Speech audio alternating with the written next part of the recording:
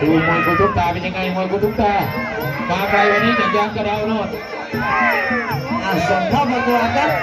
รุ่นใหม่ๆรู้ว่ายอดหญิงมาเชียร์ได้เราเลยดาวมดแดงดาวมดแดงนี่ก็กุ้งเขาใหญ่บุญลาน17 ธันวาคมอบตอสก้าอบตประสิทธิ์กำลังงามผู้บริหารเจริญรอยก็แจ้งฝากเอาหมามดบ้านกว้างแข้งซ้ายเตะขวาเตะต่อยหมัดซ้ายอีกโซนหนึ่งก็อำเภอสำโรงนะครับ17 ธันวาคมเหมือนกันกุทุกตาไม่กุทุกตาว่ายังไงกุทุกตาโปรโมเตอร์สบายใจเลยได้ใจเงินหมดทุกคนเลยนั่งสบายใจเลยเนี่ยเหลือแต่เจียบนะว่าอีกผมแล้วว่า99 บาทวันนี้29 พฤศจิกายนนี้ก็เหมือนกันนะพี่น้องใครก็ซื้อตั๋วอยู่เนี่ยเดี๋ยวพวกเราทุกพวกเขาเป่าเลยไปยังไงว่ายังไงแข้งขวาไปต่อยซ้าย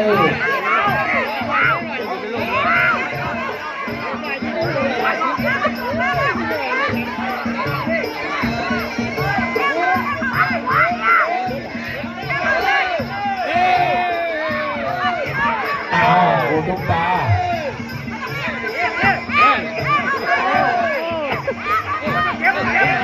นี่แมวมองแล้ว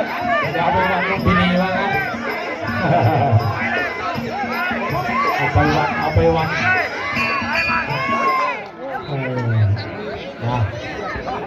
ชนะนะครับเดี๋ยวแมวมองจ้องอยู่คู่ต่อไปก็หมายเลข11นะครับไปที่อนิววิรวัฒน์กับยอดพิภพสิทธินายกประวิตรนะครับเกี่ยวกับในสภาพพร้อมนะครับ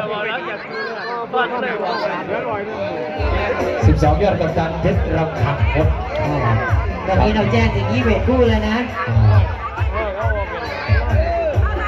ถ้าได้ยินก็เตรียมนอนมันทัดเบอร์ไว้เลยครับ21 คู่ไล่เรียงถึง21แล้วครับบนเวทีนี่ลำดับที่10นะคะเดินสยามสิกูตุ๊กตานีแดงยอดพิพัฒน์สิทธิ์ท็อปน้ำเงิน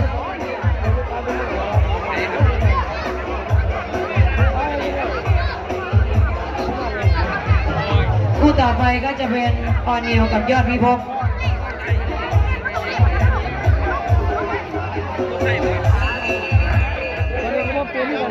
ยอดกัปตันกับเพชรระฆังก็เตรียมไว้ด้วยนะครับต่อมาติดครับ12 13ก็พีราชัยบ้านเสือใบกับพิจิตรชัยอพิรวัฒน์นะครับ13 14นำใจเล็กกับพีรวัฒน์นะเตรียมให้ทันกับพี่น้องอย่าช้าเราจะทำเวลาไปด้วยกันเพราะว่าเราจะเอารางวัลพิเศษโบนัสจากเจ้าของเวทีแม็กมามวยไทยแล้วก็คิงเจมไฟบ่ได้ดอกเราเฮ็ดให้ฮักกดดันแล้วกันบ่ได้ดอกโบนัสแล้วเนี่ยเรียนเวลาให้แน่ที่หลังนี่เราพบชมเดี๋ยวมึงไม่ซึ้งใจเดี๋ยวพบชมเดี๋ยวที่2ครับตาเด็กสมบูรณ์3 ยอดเท่านั้นยอดมวยกระถินทำเวลามาแล้วยอดมวยกระถินก่อน6 ทุ่มนะนี่ถือว่าบุญลิศถือว่าทำดีมากปียังไม่มีเพชรนะที่ตอนนี้รุ่นคู่10แล้วครับท่านผู้ชมครับมาลุ้นกันครับ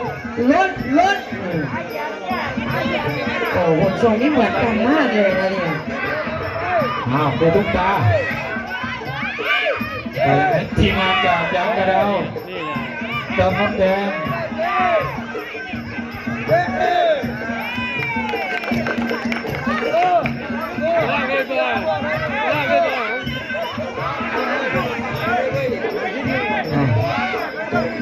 หลายสิ่งหลายรายการมากๆในช่วงนี้เดือนธันวาคมยาวถึงเดือนกุมภาพันธ์แล้วช่วงก่อนปีใหม่มีทุกวันเลยครับโอ้ยปีใหม่ก็เข้ามาเต็มแล้วตอนนี้มาวันปีใหม่ติดตามการผ่านนะพี่น้องการเลี้ยงอัปเดตตลอดเลยเห็นอย่างเพี้ยที่บอก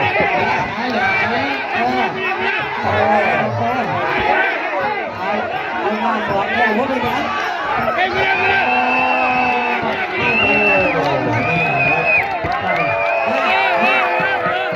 เหนือดวงครับ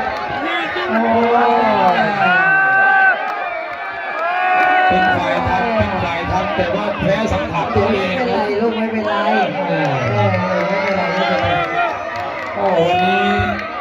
แพ้ภัยตัวเองครับโอ้นั่นก็เป็นความโชคดีของน้ำมันไปโอ้ แสดงว่าเรากินน้ำเดือด เดี๋ยวแก้มือคุณไปทุกตาเลย ไม่เลยจักแล้วบันไดเราเก้าอี้คุณหมอไปมาเนี่ยโอ้ยบันไดคุณหมอมาถึงบันไดบันไดใครได้หน้าหมอกเนี่ยเพราะออกมาจากคุณลุงเรา ไหลเมารถพี่น้องเลย โอ้ยไงกำลังใจเจ้าของพุ่มที่งานกัน ทีมงานก็มาพูดมือดีหน่อยนะครับทีมงาน นั่นขนาดได้น้ำนั่นน่ะเจ้าหน้าที่ดีไม่เอาเนื้อมาฝากแม็กมามวยไทยด้วย เดี๋ยวได้สัมผัสทุกรูปแบบคุณนุช ไม่เป็นไรเดี๋ยวเราจะไปตากแดดฆ่าเชื้อก่อน